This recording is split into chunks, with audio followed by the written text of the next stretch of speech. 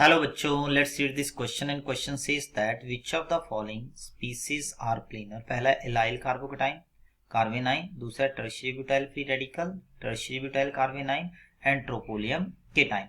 देखिए, सबसे पहले हम यहाँ पे बात करें कि हमारे पास की कंसेप्ट क्या बनेगा। अगर हम की कंसेप्ट की बात करते हैं तो की कंसेप्ट हमारे पास क्या आ जाएगा कि प्लेनर स्पीसीज क्या होती हैं। तो यहाँ पे की कंसेप्ट क्या आ जाएगा, planar molecules are those molecules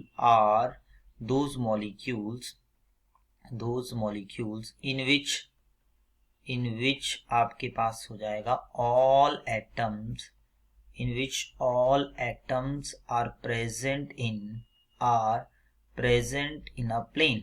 all atoms are present in a plane, जिसमें सारे के सारे एटम जो है वो कहाँ पे प्रेजेंट होते हैं, एक प्लेन में प्रेजेंट होते हैं।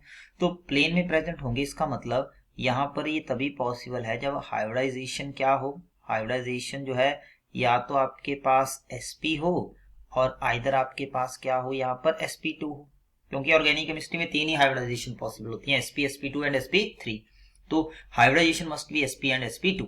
अब वन बाई वन हम ऑप्शन पे आते हैं। सबसे पहले हमारे पास दिया एलाइल कार्बेनाइन। एलाइल कार्बेनाइन की अगर हम बात करें, जो पहला पॉइंट हमें दिया हुआ है जिसको हम डिस्कस करें, तो ये आपके पास है एलाइल कार्बेनाइन। तो एलाइल कार्बेनाइन किस तरह से बनेगा, अगर इसको देखते हैं, ये बनेगा CH2 डबल बॉन्ड CH, यहाँ पे आ जाएगा आपके पास CH2 नेगेटिव। तो देखिए, इस कार्बन एटम एक पाई बॉन्ड है तो हाइब्रिडाइजेशन क्या होगा, sp2। एक पाई बॉन्ड है तो हाइब्रिडाइजेशन क्या होगा, sp2। यहाँ पर कार्बेनाइन है तो हाइब्रिडाइजेशन क्या होगा, sp2। इस कार्बन एटम का हाइब्रिडाइजेशन वैसे तो sp3 होना चाहिए, लेकिन रेजोनेंस के कारण क्या होता है, अगर हम रेजोनेंस यहाँ पे देखें तो आपके पास इसका स्ट्रक्चर कुछ ऐसे बन जाएगा, CH2 नेगेटिव, यहाँ से आ जाएगा CH, यहाँ पे आपके पास आ जाएगा डबल बॉन्ड CH2।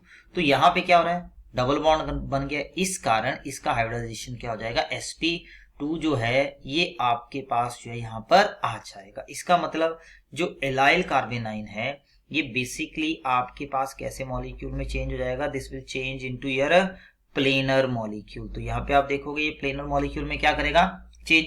तीसरा दिया tertiary butyl free radical. Tertiary butyl free radical क्या बनेगा, कार्बन, यहाँ पे आ जाएगा CH3, यहाँ पे आ जाएगा CH3, यहाँ पे आपके पास आ जाएगा डॉट। तो देखो, इसका हाइब्रिडाइजेशन तो sp2 होता है, लेकिन यहाँ पे आप देखोगे इसका हाइब्रिडाइजेशन क्या हो जाएगा, sp3। इसलिए ये आपके पास नॉन प्लेनर हो जाएगा, क्योंकि यहाँ पर सारे के सारे सिंगल बॉन्ड है। इसी तरह जो अनदर मॉलिक्यूल दिया टर्शियरी ब्यूटाइल कार्बेनाइन। टर्शियरी ब्यूटाइल कार्बेनाइन में अब कार्बन जो है सिंगल बॉन्ड है, इसका मतलब इसका आंसर भी क्या हो जाएगा, दैट इज sp3 हाइब्रिडाइजेशन। इसका भी क्या हो जाएगा, that is also sp3 hybridisation. तो ये आपके पास जो है नॉन प्लेनर जो है वो आपके पास यहाँ से बन जाएगा। ये भी नॉन प्लेनर आ गया, यहाँ पे आप देखिए, और ये भी आपके पास क्या जाएगा, that is also known planar. अब तीसरा जो हमारे पास यहाँ पे दिया हुआ है ट्रोपोलियम केटाइन। ट्रोपोलियम केटाइन जो है वो इस तरह से आपके पास एग्जिस्ट करता है, लाइक दिस। यहाँ पे आपके पास आ जाएगा ये हाइब्रिडाइजेशन। तो देखो, इस कार्बन एटम का भी हाइब्रिडाइजेशन sp2 है, इसका भी हाइब्रिडाइजेशन आपके पास sp2 है, इसका भी आपके पास क्या रहेगा, sp2। कार्बोकेटाइन का हाइब्रिडाइजेशन भी क्या होता है, sp2। तो this is also a planar molecule, ये भी प्लेनर मॉलिक्यूल रहेगा। इसका मतलब हमारे पास आंसर जो है यहाँ से बनेगा A ऑप्शन एंड यहाँ से बनेगा D option. So final answer is A and D option. I hope you understand it well. Best of luck.